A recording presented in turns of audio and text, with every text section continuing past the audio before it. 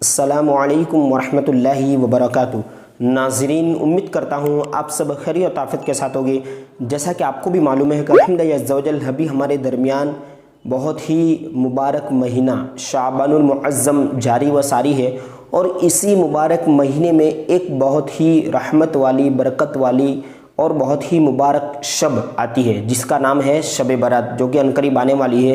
اور اسی شب میں یعنی کہ اسی رات میں، جس کو 15 شعبان بھی کہا جاتا ہے، اسی 15 شعبان کی رات میں نماز مغرب کے بعد، یعنی جو شب شروع ہو جاتی ہے مغرب کے نماز کے بعد، اسی نماز یعنی مغرب کی نماز کے بعد جو 6 رکعات نوافل پڑھی جاتی ہے، وہ ہر مرتبہ تو ہم اپنی علاقوں کی جو مسجد ہے، اپنے علاقوں میں مسجدیں ہوتی ہے، وہاں پر جا کر جماعت کے ساتھ جو ہوتی ہے مغرب کی نماز ادا کرتے ہیں، اور اس کے بعد امام صاحب اعلان کرتے ہیں، اس طرح سے اسے ادا کیا جاتا ہے۔ لیکن اس بار جو ماحول ہے، تو اس ماحول کو مد نظر رکھتے ہوئے آپ کو بھی معلوم ہونا چاہیے کہ گھر پر رہ کر ہم شب برات کی جو 6 رکعت نوافل وہ کیسے پڑھیں۔ تائیے اس کو سماعت کرتے ہیں۔ تو دیکھیے، سب سے پہلے تو ہمیں نماز مغرب، اگر ہو سکے زیادہ لوگ ہیں گھر میں، 4 لوگ یا 5 لوگ، تو جماعت کے ساتھ آپ اسے ادا کر سکتے ہیں نماز مغرب، ٹھیک ہے۔ نماز مغرب ادا کرنے کے بعد آپ کو 2 رکعت نوافل، کل 6 رکعتیں لیکن 2 کر کے اس کو ادا کرنا ہے۔ سب سے پہلی جو 2 رکعتیں، اس میں ہمیں نیت یہ کرنی ہے کہ یا اللہ عز و جل اس 2 رکعت یعنی یہ جو 2 رکعت نفل ہے، اس کی برکت سے درازی عمر بالخیر عطا فرما، ٹھیک ہے۔ یعنی عمر درازی کے لیے 2 رکعتوں کو پڑھنا ہے، اور 2 رکعت پڑھنے کے بعد سورہ یاسین شریف، اگر ایک صاحب ہو اور باقی سب سننے والے ہو تو ایک پڑھے اور باقی سب توجہ کے ساتھ خاموش رہ کر اسے سنیں، ٹھیک ہے۔ سب کو اس میں مطلب ساتھ میں نہیں پڑھنا، اگر ایک صاحب پڑھنے والے ہیں، اور اگر آپ اکیلے پڑھ رہے تو پھر آپ کو خود کو اسے پڑھنا ہوگا سورہ یاسین۔ اگر سورہ یاسین نہیں پڑھ سکتے تو 21 مرتبہ سورہ اخلاص یعنی کہ قل هو اللہ احد، اس کو پڑھ لیجئے۔ اس کے بعد دعائے نصف شعبان، جو کہ اللہم یا ذا المن ولا یمن علی، یہ جو دعا ہے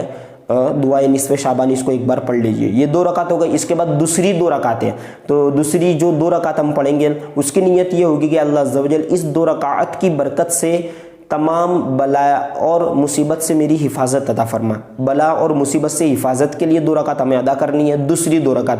اس کے بعد بھی یہ سورہ یاسین پڑھیں گے، ٹھیک ہے۔ سورہ یاسین اگر نہیں پڑھ سکتے تو 21 مرتبہ سورہ اخلاص یعنی کہ قل هو اللہ احد، اور اس کے بعد دعائے نصف شعبان۔ اور لاسٹ والی جو 2 رکعت ہے، یعنی تیسری 2 رکعت، لاسٹ والی تیسری جو 2 رکعت ہے، اس کی نیت اس طرح کرے کہ اللہ عز و جل مجھے اپنے علاوہ کسی اور کا محتاج نہ رکھ اس 2 رکعت کی برکت سے، ٹھیک ہے۔ اس طرح کی نیت کر کے 2 رکعت پوری کرے، ٹھیک ہے۔ کل 6 رکعت ہو جائے گی اس کو ملا کے۔ تو تیسری جو 2 رکعت ہے، تیسری مرتبہ جو 2 رکعت پڑھیں گے، اس کا بھی سیم پروسیس ہے، یعنی کہ 2 رکعت ہمیں ادا کرنی ہے۔ 2 رکعت ادا کرنے کے بعد سورہ یاسین، اگر سورہ یاسین نہیں پڑھ سکتے تو سورہ اخلاص 21 مرتبہ، اور اس کے بعد دعائے نصف شعبان۔ اس کے بعد آپ اپنی جو بھی مطلب کہ حاجات ہے اور جو بھی آپ کی تمنائیں دل میں، وہ دعائیں اللہ عز و جل کی بارگاہ میں مانگ لیجیے، ٹھیک ہے۔ اور رہی یہ بات کہ جو 6 رکعت نوافل ہے، تو اس میں سورہ فاتحہ کے بعد کوئی بھی سورت آپ چاہے تو پڑھ سکتے ہیں، اور اگر آپ یہ کریں کہ سورہ اخلاص کے بعد 3 مرتبہ سورہ اخلاص بھی پڑھ سکتے ہیں آپ، ٹھیک ہے۔ سورہ اخلاص کو بھی آپ اس میں شامل کر سکتے ہیں 3 مرتبہ۔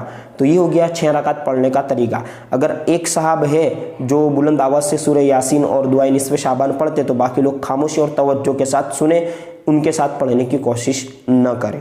السلام علیکم ورحمۃ اللہ وبرکاتہ۔